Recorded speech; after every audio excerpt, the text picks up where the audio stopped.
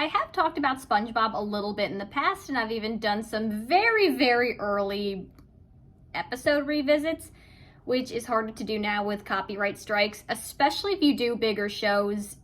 They do come for you, which is hard and frustrating, but I can talk about the show, which everyone talks about the show.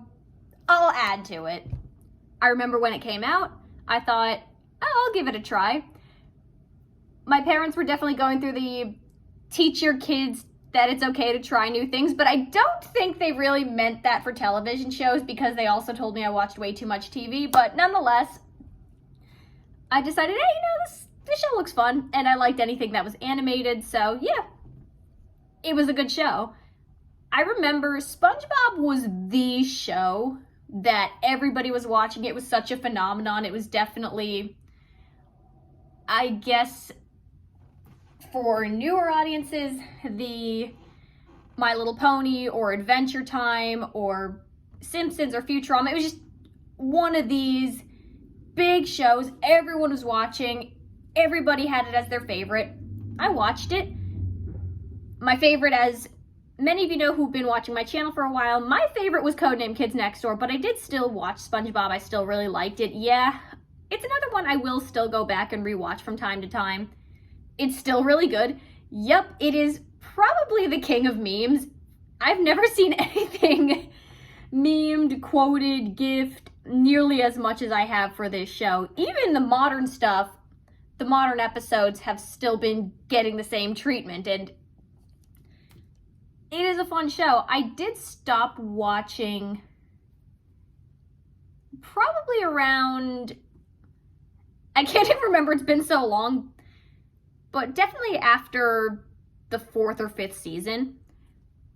I never expected it to last this long. It is a good show. It's fun. It's likable. It's creative.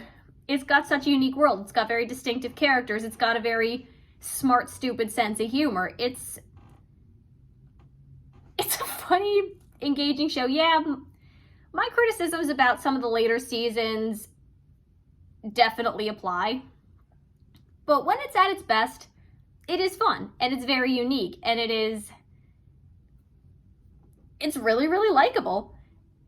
It's got its own brand of weirdness. It has an intelligence to it where sometimes a lot of the stupidest stuff is made by a lot of very smart people, and that's why I use the term smart stupid, because it's a kind of silliness that, I guess silliness would be the better way, that comes from very creative, very intelligent people. It really showed. As a kid, my favorite character was Sandy because I liked the smart characters, and that's what she was. My favorite episode was Band Geeks because Sweet Victory is a damn good song. I know a lot of people nowadays really relate to Squidward and say, the older I get, the more I relate to Squidward. And I definitely get where you're coming from on that one, but I'd say for me, I'm still a SpongeBob in many ways, and I guess I appreciate a character that can still find happiness and joy and find it in themselves to be kind, even when there's a lot of insanity around them. Someone who just likes to have a good time. But I definitely understand the Squidwards of the world more too. All the characters are fun in their own way, even the love to hate ones. By the way, I know there were some characters who really became really, really unpleasant later on in the show's run, but I didn't watch those episodes, so I'm really going off memories of the early stuff, of the show at its best. I'm talking about the show at its best because it is still a good show. And it made a lot of people very happy. It still makes a lot of people very happy, and it is so true to itself. It's got its own brand of comedy. It definitely, yeah, it's creative, it's fun, it's artsy. I do appreciate it in a different way than I did as a kid. It was definitely one I watched as a kid, and if it was on, I'd always watch it. If it was, and even nowadays I will occasionally be like, hey, I'm kind of in the mood for this. I'll check out an episode or two and look at its approach to comedy or its approach to animation. My approach looking at it is very different than it was, but I still appreciate what it's doing. So it's a fun show. It is interesting because I usually don't get super into the biggest shows. Maybe it's the hipster in me talking. Even if I like something, the stuff that usually becomes super famous, super popular, it's not usually a favorite of mine. It's very rare, very rare when that does happen, but it does. And even with but I'm not going to be criticizing something just because it's popular either. You know, things get popular for a reason. And this one, damn good reason. It's fun. There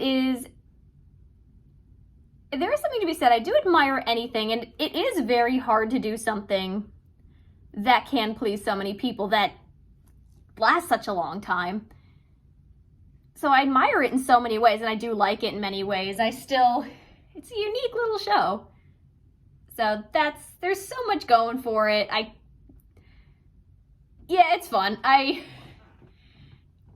It also gives me a sixth sense of joy because there's unpleasant characters who tend to bring their own comeuppance upon themselves, and the sadist in me absolutely loves that.